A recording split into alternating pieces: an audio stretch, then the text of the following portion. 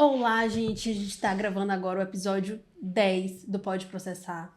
Hoje com uma convidada ilustre, médica, endocrinologista. Eu vou ler aqui o currículo. Porcina Santos Magalhães, médica formada pela UEMA, membro fundador da Liga de Diabetes da UEMA. Tem residência em clínica médica e residência em endocrinologia e metabologia pela Universidade Federal do Maranhão. E é mãe de Maria e minha prima. Minha prima. Não, eu vou contar logo uma história. Ela é mais velha do que eu. E em alguns momentos no colégio... Tá começando a entregar muita Faz coisa. logo assim.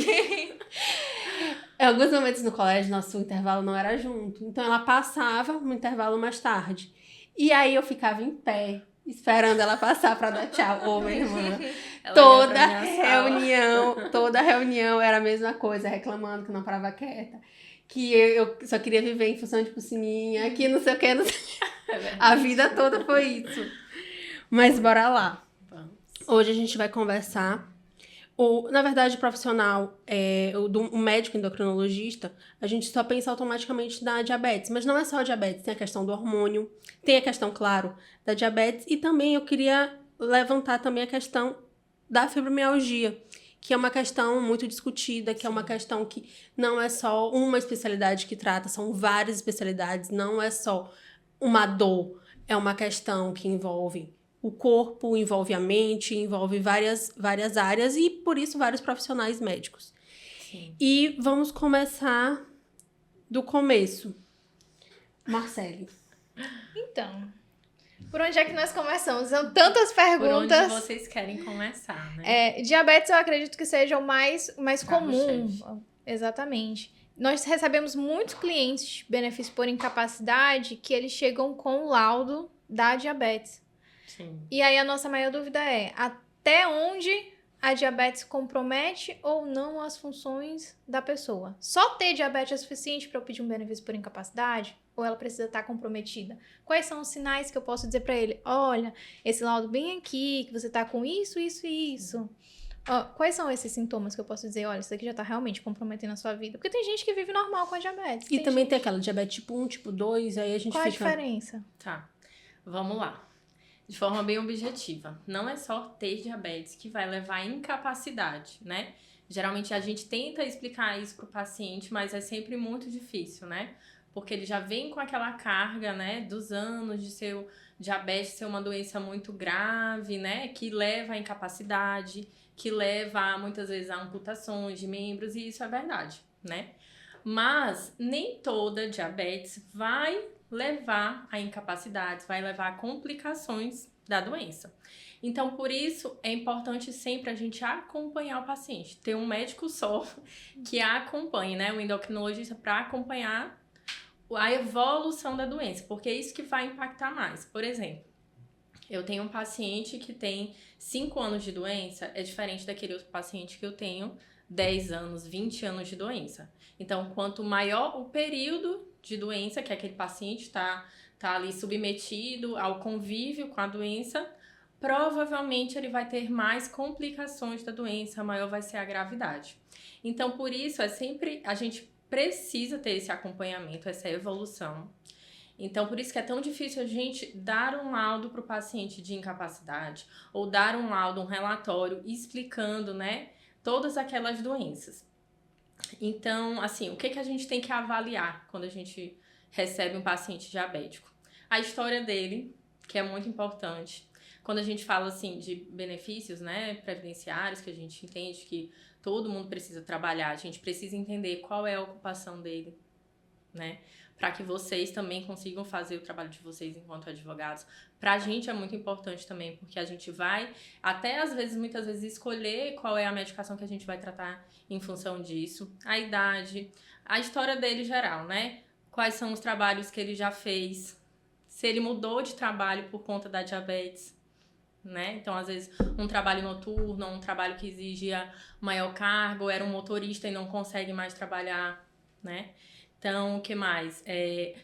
O tempo da doença, que vai deixar a gente atento, né? Esse paciente tem complicação já tem muito tempo, é mais de 20 anos de doença. Quais são as medicações que ele usa? Então, isso tudo tem que constar num relatório, num laudo médico, né? Quais são as medicações que ele usa? São medicações por boca? São múltiplas medicações? É um paciente que usava medicação por via oral, não conseguiu controlar o diabetes e já é um paciente que evoluiu para o uso de insulina? Qual é a dose dessa insulina? É uma dose alta? Então, percebe que são detalhes que muitas vezes, para quem está de fora, é detalhes, mas para a gente, enquanto médico, é muito importante para a gente avaliar e dar um relatório completo para que quem está lá do lado de fora, tanto o advogado quanto o médico perito que vai avaliar esse paciente, tenha noção da história dele, né? Além disso, as complicações do diabetes, né? E para isso a gente vai precisar tanto do exame físico, né? Para avaliar, ausculta, fazer avaliação de neuropatia, né? Exame dos pés, para a gente pensar o que a gente vai pedir de exame, né? Tanto exame laboratorial, para a gente ver a função do rim, se ele já tem problema no rim por conta do diabetes, qual é o grau de acometimento desse rim por conta do diabetes ou por conta de outras doenças, por exemplo, a hipertensão, que geralmente está associada com diabetes, né? Exames mais específicos para avaliar, por exemplo, a retina, que é um das complicações mais comuns do diabetes, e tem também graus. Então, não é só aquele exame de retina. Cadê o do ano anterior? Cadê o do próximo ano? Então, é um segmento para que a gente possa entender a complexidade dessa doença e dizer, não, a gente tanto não, mas o médico perito conseguir enxergar, e vocês como advogados, da forma que a gente escrever de forma clara, né? Muitas vezes usando alguns termos técnicos, porque também vai ser avaliado pelo perito, que também é médico, mas também de uma forma que vocês, enquanto advogados, consigam entender a doença e o próprio paciente, né? Que é muito importante. Então, respondendo a tua pergunta, não é todo diabetes e a gente precisa desse segmento, dessa história, dos exames específicos e tudo mais, dessa descrição de evolução da doença, para que eu chegue a dizer que que aquela doença está impactando na capacidade laborativa dele. Excelente. Então não é só você. Porque tem muita gente que pensa assim, fiz xixi, deixei o potezinho ali, deu formiga, tô incapaz de trabalho, tenho diabetes, tô incapaz. Não. Então...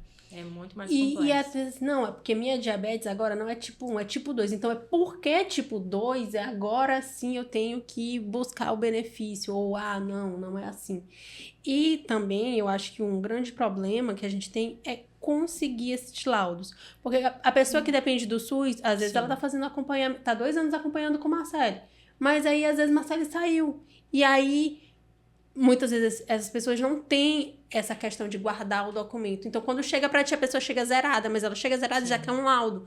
Então, dificulta isso, dificulta a vida deles em relação a conseguir um benefício, dificulta a tua vida, porque como é que tu vai dar um laudo se tu não tem parâmetros? Exatamente. E aí, é isso, dizer pra pessoa, guarde seus documentos, eles são necessários, documentos médicos contam uma história para que ela consiga ter esse parâmetro. Olha, em 2010 era assim, em 2020 tá assim, em 2024, olha como já gravou.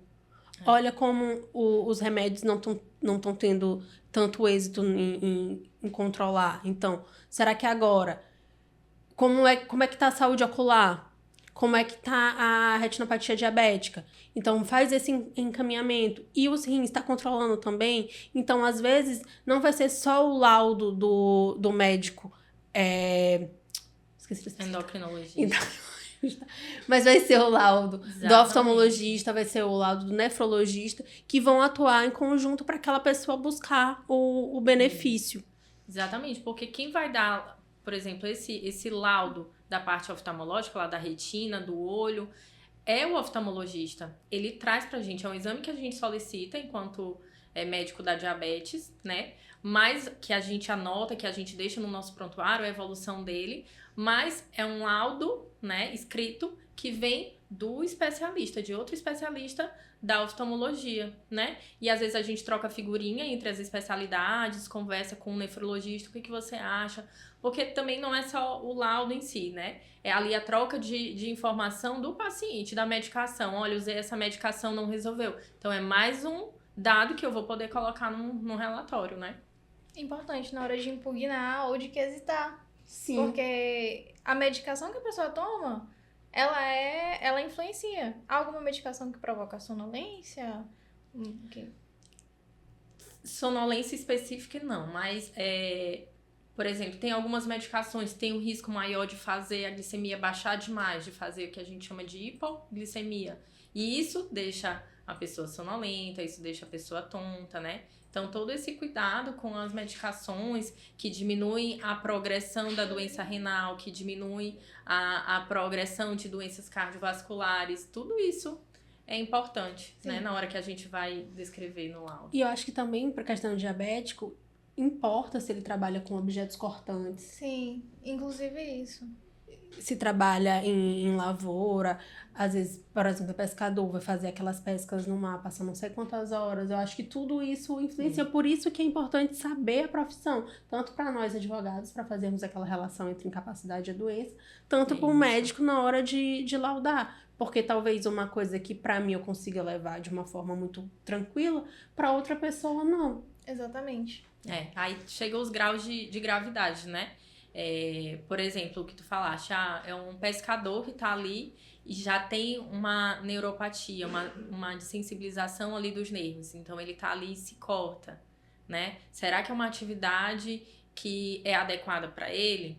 Né? Agora que ele já tem tanto tempo de doença, já tem um grau de acometimento neuropático ali dos nervos mais grave, isso tudo a gente vai poder responder na consulta, na avaliação com os exames e tudo mais. Uma cozinheira que tá ali já perdeu aquela sensibilidade térmica, já perdeu a sensibilidade tátil, o risco de cortar a mão, o risco de se queimar. Então, esses detalhes que são esquecidos muitas vezes, eles são essenciais para quem vai avaliar, né? Outra questão que eu fico sempre assim pensando por exemplo, a questão dessas neuropatias é quando a diabetes está muito tempo sem controle ou mesmo com controle em algum momento vai gerar? Nem sempre vai gerar, né? É um diagnóstico difícil e de tratamento muito difícil, porque muitas vezes a gente tem só um controle da sensação dolorosa, por exemplo, daquela sensação de dormência que o paciente tem. Muitas vezes ele não vai conseguir chegar a 100% de parar de sentir dor ou parar de sentir aquela alteração de sensibilidade, né? Então, não é todo paciente que vai gerar. Aquele paciente que mantém um controle adequado da glicemia, ele chega até o final da vida, pode chegar sem complicações, né? Então, o maior fator que leva a essas complicações é o não tratamento adequado. Hoje em dia a gente tem muita medicação boa para usar. Nos últimos anos, uma variedade imensa de medicação para controlar. A gente sabe que o problema do custo é um problema ainda para o paciente que não tem tantas condições financeiras, mas o que leva a essas complicações, na maioria das vezes, é o não tratamento da doença, a não ir de forma regular nas consultas, para que a gente possa intervir de forma mais assertiva, de forma mais rápida e fazer baixar aquela glicemia. Então, não é todo paciente que vai ter essa complicação, não depende só do tempo da doença, né? Depende de inúmeras variáveis. A retinopatia também? A retinopatia também.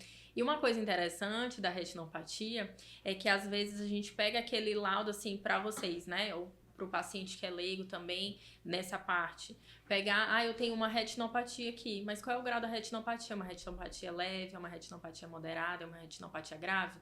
Hoje a gente tem tratamento também, então pode ser que eu trate essa retinopatia e esse paciente consiga voltar para o trabalho dele. Então, por isso a importância do segmento regular, que às vezes você chega lá, tá aqui, doutora, né, doutora Laila, tá aqui, eu tô com um laudo, tem retinopatia, você já acha ele incapaz para o trabalho. Não, por isso a importância do relatório descrever, uma retinopatia leve, que tem indicação de tratamento tal. Teve um cliente que eu aposentei, não era nem pela diabetes em si, mas por conta da retinopatia que já era muito grave. Aposentei por invalidez justamente por causa disso. E é por isso que o advogado, eu sou previdenciarista, eu vou fazer só curso de previdenciário, eu só leio previdenciário. Se você trabalha com benefício por incapacidade, você tem que cada vez mais ler, dialogar com médicos, com conteúdo médico, para saber o que é que você pode fazer do seu cliente, porque às vezes ele chega sem orientação e essa orientação quem vai dar é você. Olha, você vai procurar este profissional Bianchi, este profissional que vai lhe dar um laudo relacionado ao que você está procurando, porque às vezes ele não sabe nem que especialidade procurar. Então, isso é muito importante. Conhecimento é tudo, conhecimento é poder. E tendo esse conhecimento, vai ajudar tanto ele conseguir o benefício, vai ajudar tanto ele se tratar e ele ter uma melhor qualidade de vida. Exatamente. Isso daí também é, assim, é importante pra gente, enquanto médico, Marcele, porque é um benefício que esse paciente vai receber. Nossa, é um aumento já ali daquele dinheiro dele que ele se mantém. Eu vou poder passar uma medicação que seja melhor pra ele, que vai evitar a evolução da doença, né? Mais do que já tá grave. Aproveitando a deixa, até onde a alimentação influencia nos pacientes com diabetes e acessórios? Porque, por exemplo, Maranhão a gente tem muito segurado empregado, mas tem uma massa que é rural. Sim. E a gente sabe que tanto tem o problema da medicação, como você mesmo já apontou, mas também o problema da alimentação, que é uma alimentação muito pobre de nutrientes. Até onde a alimentação deles influencia? A alimentação, assim, é essencial. É essencial. É um dos pontos que a gente mais bate, né, nas consultas, a alimentação e a atividade física. Porque muitas vezes vão provocar uma diminuição até maior do que algumas medicações, para você entender o impacto que tem na alimentação. E muitas vezes a gente já tá usando um monte de medicação, a gente ali conversa, vai, explica, desenha, mostra vídeo nas consultas do impacto da alimentação, no controle da diabetes, aí ele volta na consulta sem usar medicação, sem acrescentar outra medicação, mas só com a mudança do plano alimentar a gente consegue deixar a glicemia na meta. Então, assim, é como se fosse uma medicação, né? E aí a gente tem essa dificuldade realmente, aqui no Nordeste principalmente, porque é uma área que a gente valoriza muito carboidrato, que é o que faz com que o açúcar do sangue suba de forma mais rápida. Mas eu creio que com orientação, né? Com orientação falada da forma adequada, né? De uma forma que o paciente entenda, né? De uma forma que não seja com uma linguagem rebuscada e tudo, mas de uma forma que também absorva a cultura dele. Então, não ser aquele médico terrorista, né? Que vai proibir as coisas que ele gosta de comer, não. Ser flexível para que ele entenda que ele vai ter o momento dele de comer aquele alimento que ele gosta, né? Mas que ele precisa ter equilíbrio. Vai comer a farinha. Não vai comer a farinha, pronto, disse. Vai comer a farinha, vai comer o bolo de tapioca, né? Vai comer o arrozinho dele. Mas se ele comer de forma equilibrada, ele vai poder usufruir disso. O problema também, às vezes, que eles têm esse embate muito com a questão econômica, né? Exatamente. Muitas vezes, eu não tenho condição. Mas, seu João, se o senhor tirar esse dinheirinho, vem daqui da farinha, que tá cara, o saco de farinha tá caro, dá pra você, né? Voltar aqui na vinagreira. Então, são coisas que dá pra gente usar aqui também com a nossa alimentação do Nordeste, o couve, a vinagreira, né? São coisas que dá pro paciente ali, pro cliente plantar, né? No seu quintalzinho, num potinho. Então, são coisas que vai modificar tanto a glicemia dele, o açúcar no sangue, e são coisas simples, que basta apenas orientação e, lógico, muito jeitinho, para conseguir com que ele aceite aquela mudança, porque não é fácil, a mudança não é fácil para ele, não é fácil pra gente, não é fácil pra ti, não é fácil pra ti, né? Todo mundo tem suas dificuldades de mudança de estilo de vida, isso é natural de todo mundo, né? E a partir do momento que ele vê, que ele enxerga o impacto dessa mudança, né, tanto de alimentação quanto atividade física na vida dele, tanto no laboratório, né, que é importante lá quando ele recebe o exame, que tá melhor, quanto ele se sentir bem, que ele tá conseguindo voltar pro trabalho, ou tá conseguindo ajudar lá a família dele, né, ou que ele tá se sentindo bem, isso é maravilhoso. Ele quer continuar o tratamento, né, da melhor forma. E tratando, tem a possibilidade tanto de retornar ao trabalho, Sim, quanto de não ficar acamado, porque também exatamente, é um problema. Ela pode progredir de tal maneira Sim. que a pessoa não tenha mais condições de ter a própria independência. Exatamente. E como a gente falou no começo, não é só a diabetes, tem outras doenças endócrinas que podem levar ao recebimento do benefício. Problemas na tireoide e etc. Eu queria que tu falasse um pouco sobre esses outros tipos de diagnóstico que podem levar ao recebimento de benefício por gerar algum tipo de incapacidade, de deficiência. Tá. Eu acredito que não tem nenhuma doença que a gente olhe direto e a gente fala assim, esse paciente está incapaz, né? Aparentemente, no nosso julgamento enquanto médico ali na assistência primária, né? Com o paciente, sem ser o perito que vai avaliar de forma mais criteriosa isso. E sim, como eu falei, das complicações. Então, tem algumas doenças, por exemplo, tem doenças sérias, né? Graves, difíceis de tratar, que geram muito incômodo ou difícil tratamento, até pra gente manter aquele paciente usando a medicação, que muitas vezes são medicações diárias, assim como no diabetes também, doenças da hipófise, né, que é uma glândula lá que tem aqui na cabeça, que também libera hormônios, né? E às vezes quando a gente tem uma deficiência lá da glândula, ou um tumor que provoca uma deficiência hormonal, ou um tumor que provoca o excesso de hormônios, né, como na síndrome de Cushing, que a gente fala que libera aquele hormônio cortisol e tudo. Então, são doenças difíceis de tratar e que muitas vezes levam a complicações mais sérias, né? Então, dependendo do grau de acometimento, são doenças também que vão gerar possibilidade desse paciente receber um benefício, porque realmente são doenças difíceis e que muitas vezes dificultam ele voltar a trabalhar, né? Seja por um período, seja por um período que a gente não consegue definir. Eu tenho até um exemplo aqui que eu lembrei da tireoide de uma paciente. A paciente que chegou a ser, era uma doença da tireoide, né? Por hiperestimulação e hiperfunção da glândula, que a gente chama de doença de Graves, hipertiroidismo, que ela chegou a ficar na UTI, chegou a ficar internada, até que se descobrisse que a causa era essa. Então, ela foi internada em um hospital psiquiátrico, né, por conta da doença. A minha mãe ficou bem ruim por causa de tireoide, muito. Minha mãe perdeu peso, minha mãe ficava agressiva, e aí estressada. É confundido com doenças psiquiátricas, esquizofrenia, o coração acelerava. Isso. E aí tem pacientes que passam tanto tempo para receber o diagnóstico e demora tanto para tratar que muitas vezes ficam com lesão cardíaca, com insuficiência do coração, então não consegue bombear sangue, às vezes vai andar daqui para a porta, daqui para a esquina, se sentem cansadas porque o coração não funciona do jeito que deveria, né? São alterações que já levam a alterações crônicas do sistema nervoso central, às vezes que a gente não tem como dar uma resposta se vai voltar ao normal ou não. Então, eu lembro muito dessa paciente agora que me falou que seria uma paciente para receber um benefício durante algum tempo, até ela conseguir controlar mais a doença e retornando e a gente poder fazer uma reavaliação, talvez, Sim. Né? Eu não entendo muito bem como é que funciona essa parte, né? Mas a gente entende que aquilo ali tem um impacto, Sim. Né? Laborativo dela. Se tem um impacto, assim, mínimo dentro de casa, né? Nas atividades, andar. Imagina você trabalhar em vigência de uma doença dessa. Então, é complicado. Inclusive, é justamente isso, porque a pessoa, deve acontecer contigo, elas não chegam pra ti, eu quero receber o auxílio doença, doutor.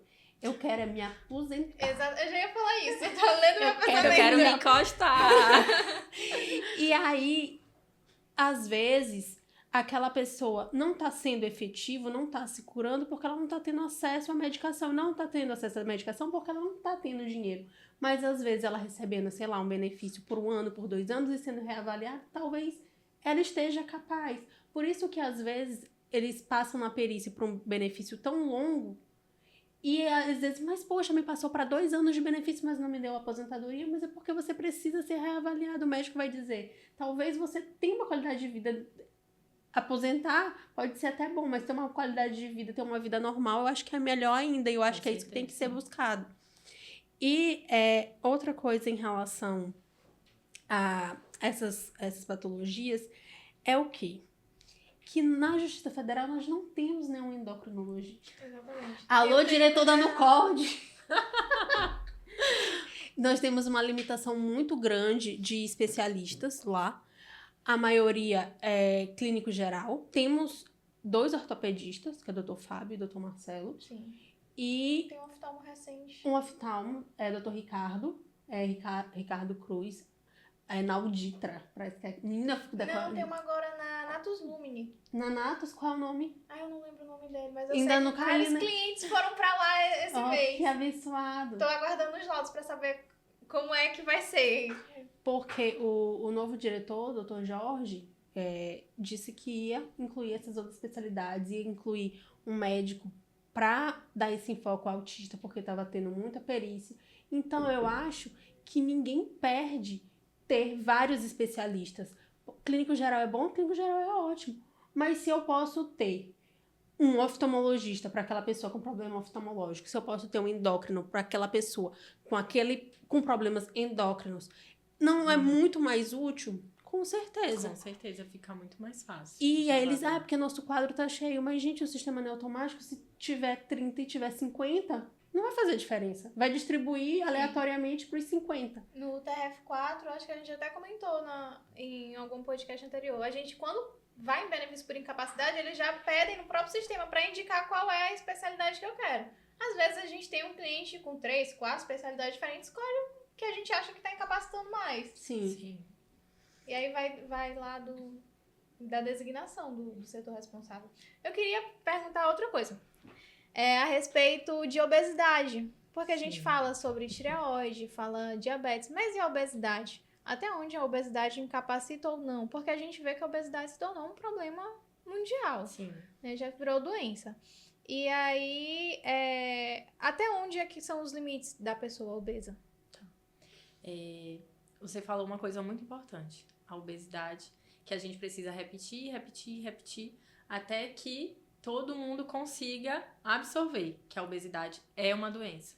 Então, a obesidade é uma doença, a obesidade é uma doença e que precisa ser tratada. Não é aceitação corporal, não é aceitação não corporal, movimento. Não é, né? É uma doença... Cuidado com a Thaís Carla, ela pode processar. É uma doença, né, ali provocada pelo aumento desse tecido adiposo, que tem inúmeras consequências, né? Desde o diabetes, aumento da inflamação ali, alteração do colesterol, que muitas vezes está relacionado, às vezes, mas meus exames estão normais, mas eu tenho ali um tecido adiposo produzindo inflamação, né? Liberando citocinas inflamatórias, que a gente chama. E, ao longo do tempo, isso vai provocar doença, né? Clínica aparente. E aí, quando tu fala assim, mas até quando, né? A gente tem um sistema lá de classificação que antigamente a gente chamava, quando o IMC, né, que é o índice de massa corpórea, quando a gente é maior que 40, a gente chamava de obesidade mórbida. Mas pelo nome, né, que traz um caráter ruim, hoje a gente chama de obesidade grave. Então, são esses casos que geralmente vão levar a pessoa a ter uma incapacidade por conta também das complicações, né? Sim. Seja de andar, né? Eu tive um paciente em uma internação, né, no hospital, que era transportado por ambulância, né? Porque ele não conseguia entrar no carro da família. Perdeu a oportunidade de se locomover. Ele ficava deitado. A gente vê muito isso naqueles programas, quilos mortais. Isso, exatamente. Quando a gente pensa em obesidade, já pensa nisso. Mas existe a possibilidade de não ser tanto naquele... Quilos mortais é um negócio assim extremo. Sim, é um negócio que fica aparente pra gente, né? Sim. Não precisa de exame, não precisa nada pra entender que aquele paciente, aquela pessoa, ela não tem condições, sim, né? De trabalhar ali, né? De se locomover, Mas a gente tem, às vezes, complicações em uma obesidade, mesmo que seja uma obesidade leve, uma obesidade que seja moderada, a gente tem as complicações cardíacas, a gente tem o diabetes, que é tão comum na obesidade, né? A gente tem, às vezes, uma insuficiência cardíaca associada, né? Insuficiência do coração. Então, dependendo das complicações que aquela obesidade está gerando, pode sim levar uma incapacidade para o trabalho, às vezes até levando uma depressão quando o paciente não consegue se tratar, o que é muito comum no Sistema Único de Saúde, porque hoje em dia, muitas vezes a gente não consegue tratar só com mudança do estilo de vida, né? Às vezes o paciente está ali, faz a sua atividade física de forma intensa, segue a alimentação, mas muitas vezes não tem acesso a uma medicação melhor, porque é de alto custo. Sim. Né? Inclusive, eu tive uma cliente que eu consegui o BPC por obesidade para ela. Quando ela chegou no escritório, eu não achei, com a ignorância, né? Eu não sei se eu pego esse caso, porque ela nem é tão gorda. Aí eu fiquei.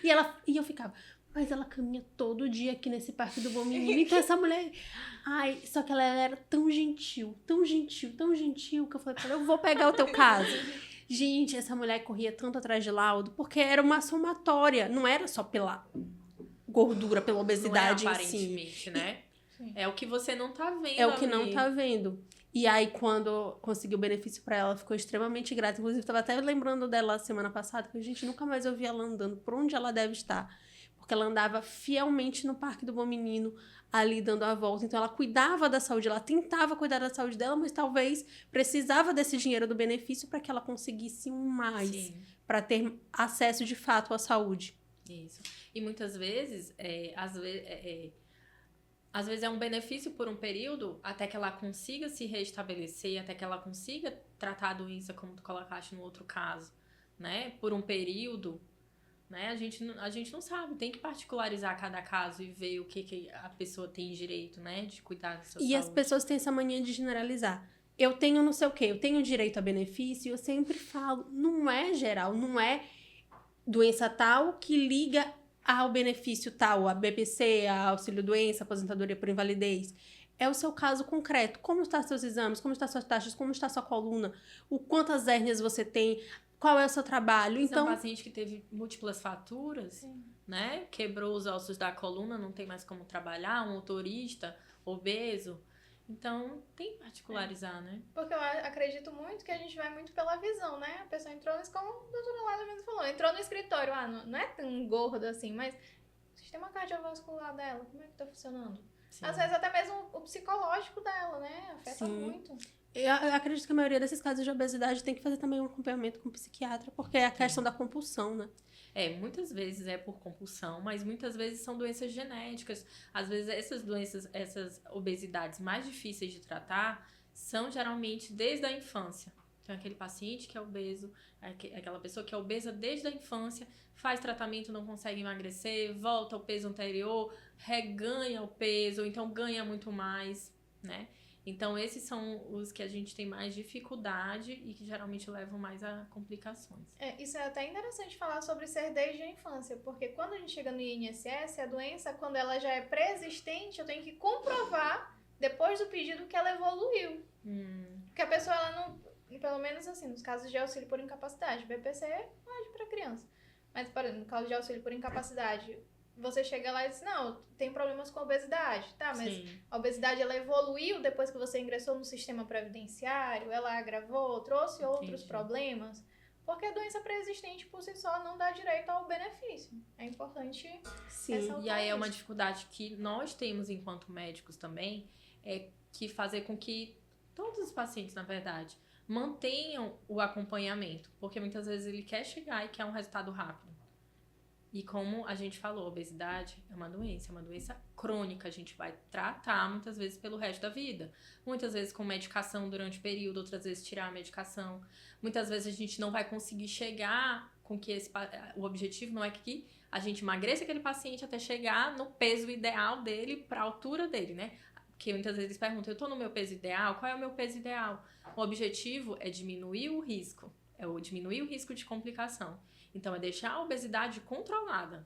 É diminuir 5% do peso, 10% do peso, dependendo de cada paciente, né? Dependendo de cada um. Então, muitas vezes não é tirar a doença. Sim. É controlar. E a isso a gente precisa de um segmento. E é por isso que a educação, né? E a conversa de explicar que não é assim, que precisa de um segmento, que precisa do ano passado, desse ano, do próximo ano, para que a gente consiga ver a evolução. E aí eu quero entrar no assunto polêmico, que é da fibromialgia. Ai, meu Deus. Fibromialgia, de imediato as pessoas já... Não, manda pro reumatologista. E todos, 100%, todos os clientes de fibromialgia que foram no escritório, não era só a dor. Tinha uma depressão, tinha uma crise de ansiedade.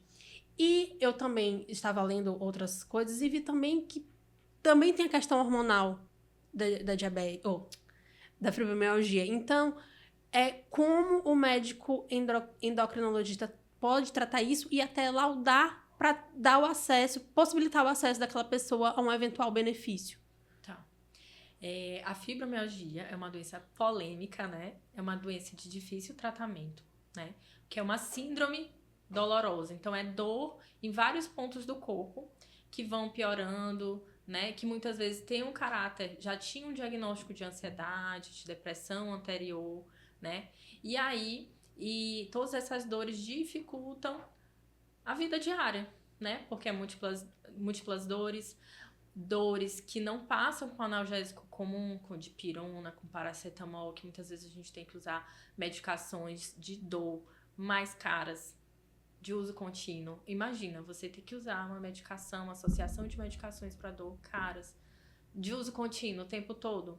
Isso atrapalha, né? Muitas vezes o paciente não consegue manter e isso vai gerando problemas no trabalho também, né? E aí, qual é a origem dessa doença? Aí entra também a endocrinologia e as outras, todos os outros profissionais junto. É um paciente que já vinha com uma história de depressão, é um paciente que já vinha com uma história de ansiedade. Muitas vezes sem a dor antes, né? Isso pra mim, pessoalmente, enquanto médica, é o que mais chama a atenção, é a história de vida. Se você sentar para conversar, né, tiver alguém, algum amigo, ou mesmo os clientes de vocês sentar para conversar, para entender a história de vida, é uma paciente que passou por vários obstáculos na vida. Teve muitas dificuldades, né? E que muitas vezes não superou. Então, esse é o ponto principal que eu acho que dentro da minha consulta eu avalio. Então, toda paciente eu pergunto, você está fazendo acompanhamento com um psicólogo? O que é muito difícil no Sistema Único de Saúde. Um acesso com um psicólogo bom, né? Porque tem que ser um psicólogo maduro. Não é qualquer psicólogo. Não é um estagiário. Não é um estagiário. É um psicólogo maduro que entenda de problemas pesados da vida. Porque muitas vezes são problemas, violência doméstica, né? Tá muito associado. Às vezes, histórias de aborto, né? Uma história de violência dentro do trabalho.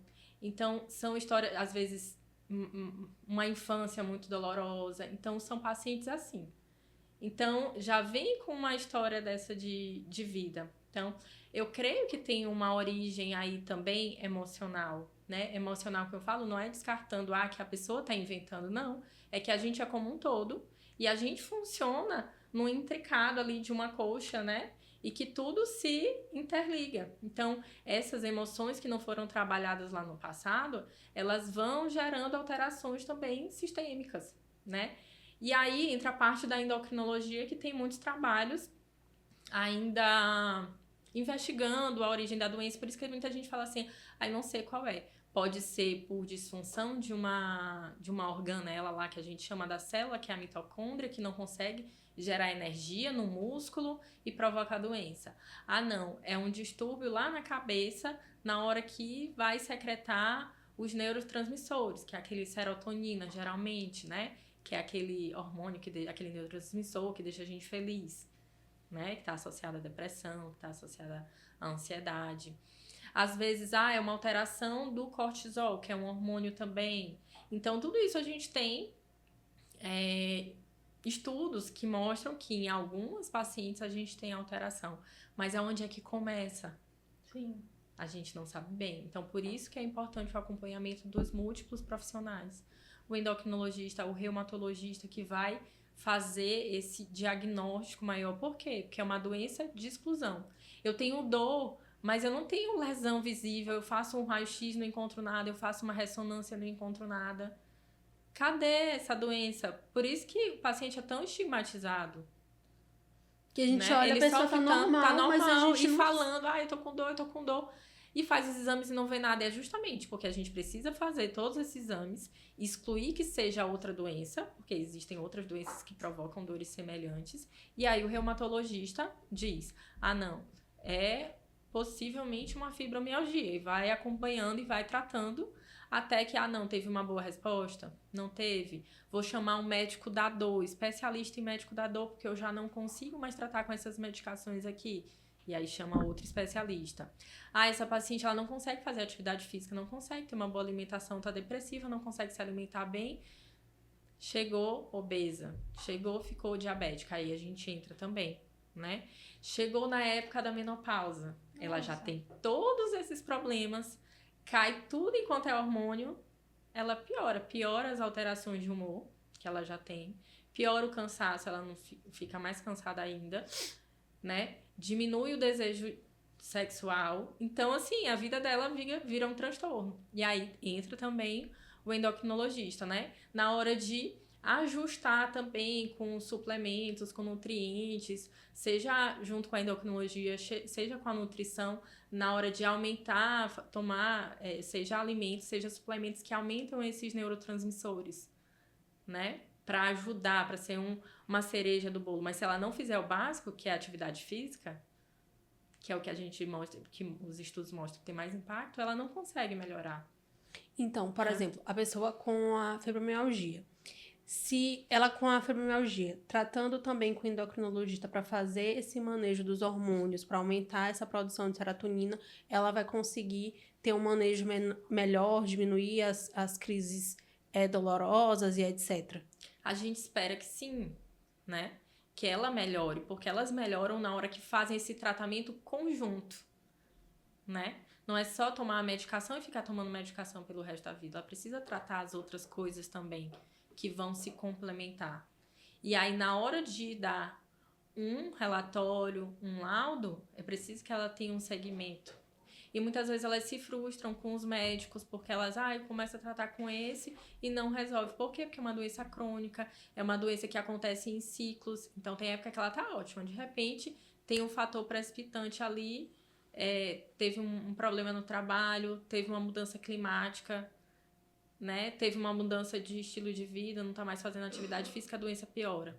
Então, é uma paciente que precisa estar em acompanhamento o tempo todo pra gente conseguir descrever a história dela. O paciente usava tal medicação, não conseguiu controlar, aumentei a dose, né? Não consegue, tá sentindo ainda muita dor, né? Evoluiu com diabetes, né? Paciente tinha história de fibromialgia desde tal ano, né? Durante todo esse tempo acompanhando, continua da mesma forma, desenvolveu diabetes, isso aí eu vou conseguir colocar, né? Se ela tiver um acompanhamento, isso pode contribuir, né? Eu acho que todas têm direito, né, hoje, mas depende da questão financeira também, né? Não, a questão dessa questão de fibromialgia e o direito ao benefício, a mesma questão que acontece da cegueira monocular. A pessoa acha que preencher o requisito da cegueira monocular automaticamente tem benefício, ou tem fibromialgia automaticamente tem direito a benefício. O que a lei fala é que essas pessoas são consideradas deficientes, mas o conceito de deficiência volta àquela questão do caso concreto. Ela é deficiente para o quê? Para conseguir acesso ao transporte público gratuito, mas ela não preenche, dependendo de como for, sim, o conceito de acesso ao BPC ou o conceito para o acesso ao benefício por incapacidade. Porque qual é o trabalho? Como ela está incapacitada? Pode ser que aquela fibromialgia dela, mesmo ela estando no conceito de deficiente por conta da doença, ela consiga ter uma vida ativa. Ela consiga fazer esse múltiplo tratamento, ela consiga manejar aquela dor e ter uma vida normal ou o mais perto possível do normal. Então, o fato de ter a fibromialgia automaticamente não dá direito ao benefício previdenciário. Da mesma forma, para a cegueira monocular. A cegueira monocular automaticamente não dá direito ao benefício. Ela te encaixa como deficiente porque foi o que a lei trouxe, a lei redigida, mas ela não diz que não faz uma seta entre a pessoa e o INSS. Sim. Volta à questão particular, individual. Eu tenho um caso de planejamento previdenciário de cliente com fibromialgia. No caso, ela queria verificar a possibilidade de aposentadoria da pessoa com deficiência. E também eu expliquei para ela, olha, você pode intercalar o período de contribuição com os auxílios doença. Sim. Porque ela disse, olha, eu não quero parar de trabalhar, mas tem dia que eu não aguento levantar da cama, eu fico me revirando de dor. É exatamente essa descrição. Doutora, eu quero. Por quê? Porque faz bem. né? Exatamente. Elas se sentem ali Ela diz que ela fica úteis pior se dentro não de trabalhar, casa. né? E o que é, muitas vezes eu entendo até os colegas, às vezes ficam com receio de dar um laudo, porque às vezes imagina que o paciente vai conseguir esse laudo e vai parar de trabalhar, né? Porque se parar de trabalhar, piora, né? Fica dentro de casa, não quer fazer atividade física, entra numa depressão. É semelhante aos casos de idosos que começam a se aposentar e tudo, e ficam em casa, né? Ficam com aquele embotamento, tristes, porque não se sentem mais úteis, porque passaram a vida toda fazendo só uma coisa e esqueceram de ver as outras coisas da vida, né? Ter outros planos. Então, é isso que acontece também. Às vezes, essa dificuldade de ter... Muitas pacientes relatam a dificuldade de ter o laudo do reumatologista, né? Também. Acho que ainda tem mais uma que a gente... Tem uma sobre laudo. Aproveitando o gancho para falar, o que é que você Sim. considera essencial colocar em um laudo quando você vê que o paciente ele realmente está incapaz? Tá. Eu acho importante a gente, às vezes, delimitar um pouquinho ou diferenciar um pouco. Às vezes são poucas coisas que diferenciam, né? Esses termos que o conselho dá pra gente, né? Dentro da ética médica, dentro das normas que a gente tem que seguir. Mas é o de atestado, o que é um atestado médico, o que é um relatório médico, o que é um laudo médico, né? O atestado é quando a gente tá lá no hospital, fica internado e a gente tá lá, tem uma doença tal e a consequência ficou afastada durante esse período, precisa de mais 5 dias para se restabelecer. Pronto. Né? É um atestado muito curto, eu digo ali qual é o fato e qual é a consequência, né? Mais ou menos isso. No relatório médico eu vou descrever a doença.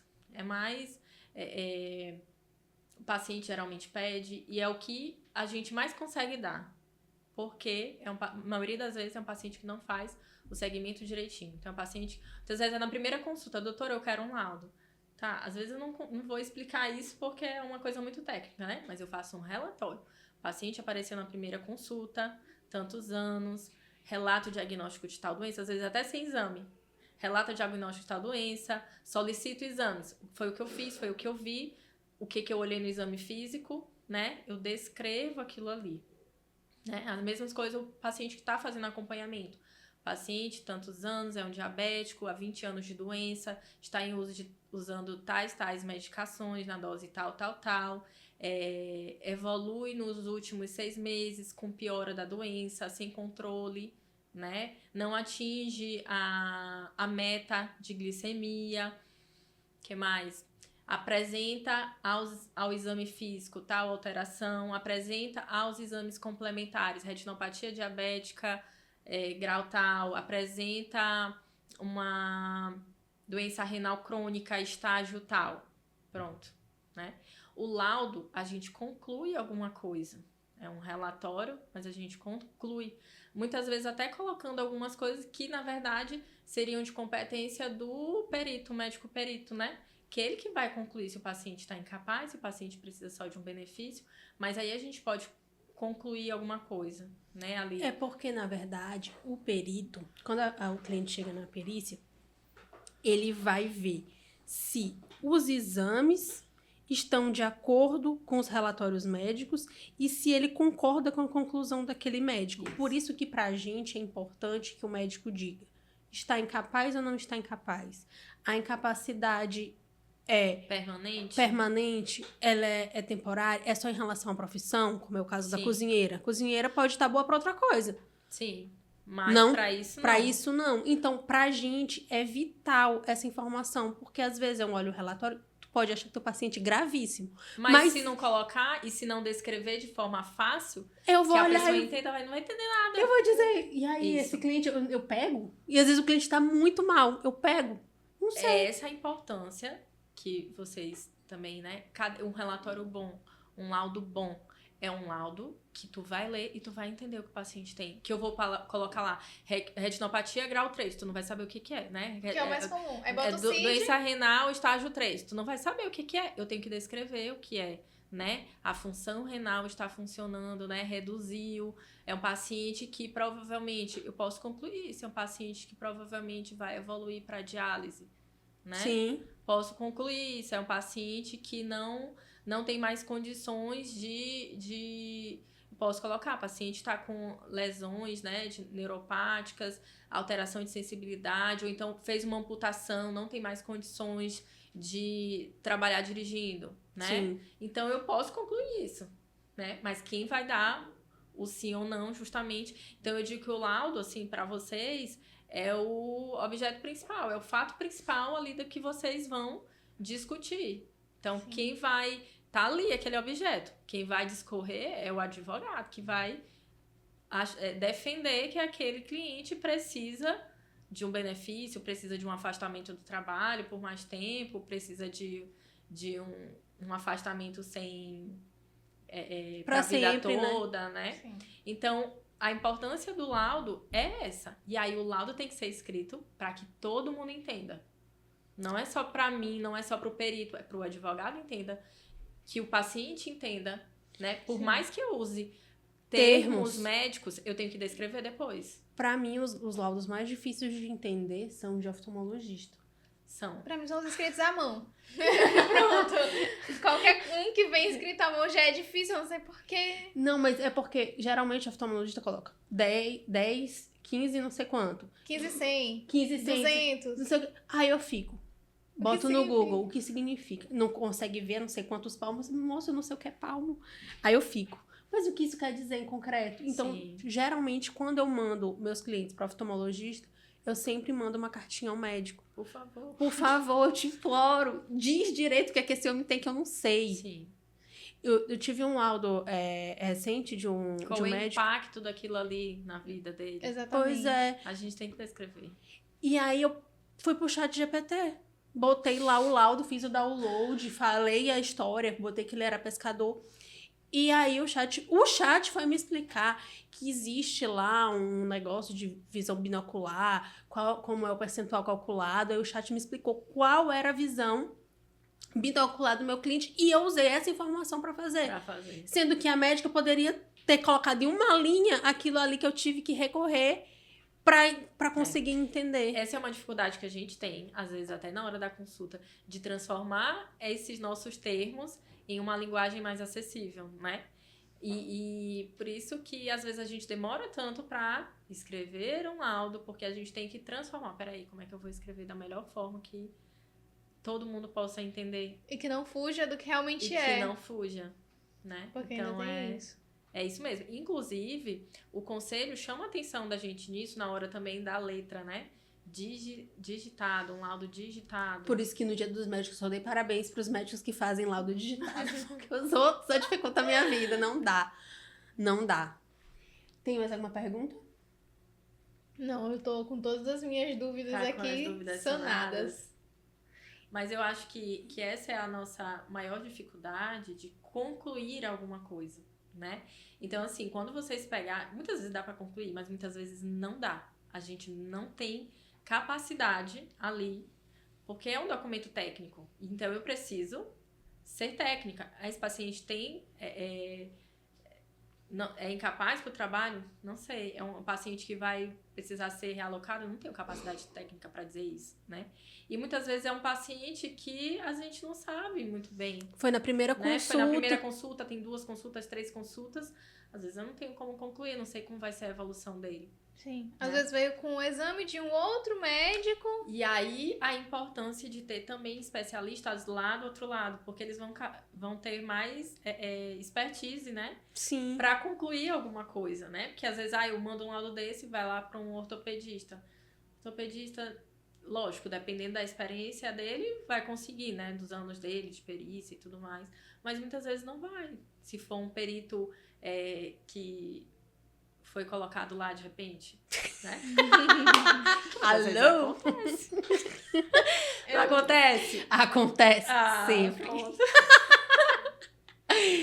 Então, tu faz fechamento? Pode fazer. Então, eu quero agradecer a participação da nossa convidada e minha prima. Vocês acham que a gente se parece? Olha pra câmera assim. Não parece. Não, uma Parece vez. sim. Uma Dizem vez. que a gente Já me perguntaram. Não sabiam que a gente tinha qualquer relação. Eu fazia depilação a laser numa clínica, ela fazia depilação a laser na clínica. Eu fui, digamos, na segunda. Não, ela foi na segunda, eu fui na quarta. E a menina chegou e falou assim: Nossa, veio uma menina muito parecida contigo aqui. Aí eu, sério? Pinta Aí, o cabelo pra gente ver. mas só ela tá de louro, porque... Não, Aí eu falei, mas como é? Ela tem um nome estranho, o nome dela é Porcina.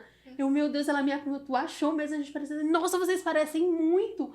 E eu, meu Deus, eu não acho, né? Mas eu fico feliz quando dizem que a gente é porque parece. eu acho que a gente tá acostumada. Sim. Mas quem é de fora e vê, tipo assim, a família toda, aí começa a ver alguns traços. Sim. Eu não acho. Mas eu também gostaria de agradecer por um esclarecimento extremamente importante. Eu acredito que não só pra gente que tá aqui, mas pra quem tá assistindo também. Quem é advogado e trabalha com benefício e capacidade e que também tem algum familiar com essa patologia e trouxe mais conhecimento para ele de saber qual o direcionamento tomar a partir do diagnóstico. Eu agradeço também. Pode falar. Sim. Não, é que não basta o CID, né? Não basta a doença Sim. pra dizer se tá incapaz ou não. Tem que ter acompanhamento médico. Tem que ter o acompanhamento. Eu que agradeço o convite de ter vindo, né? E poder esclarecer algumas coisas.